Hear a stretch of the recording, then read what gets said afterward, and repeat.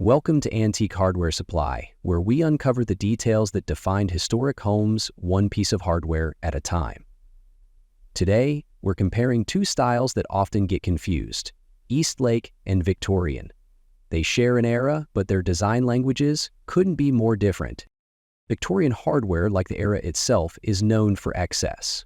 It's bold, decorative, and often overflowing with intricate floral motifs, flowing curves, and romantic symbolism. These designs were made to impress, meant to reflect the wealth and taste of the homeowner.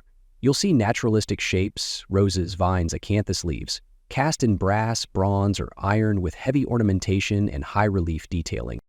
Now contrast that with Eastlake. Named after British designer Charles Eastlake, this movement was a reaction against the excesses of high Victorian design. Eastlake hardware favored geometric patterns, incised lines, and machine-influenced motifs. It's still decorative, but the decoration is flatter, more structured, and often more precise. You'll find sunbursts, repeating circles, and stylized leaves, more technical than romantic.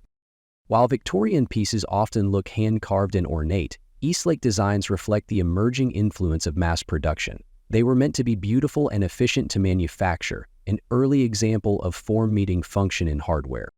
Material-wise, both styles used brass, bronze, and iron, but Victorian finishes were more likely to be polished or lacquered, while Eastlake hardware often has a softer, matte patina or darkened finish to emphasize engraved detail.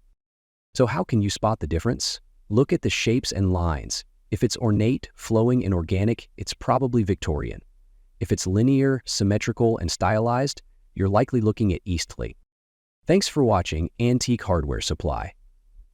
If you're passionate about the small details that tell big stories, be sure to like, subscribe, and join us next time. We'll keep diving into the styles, materials, and craftsmanship that shaped our homes, one piece at a time.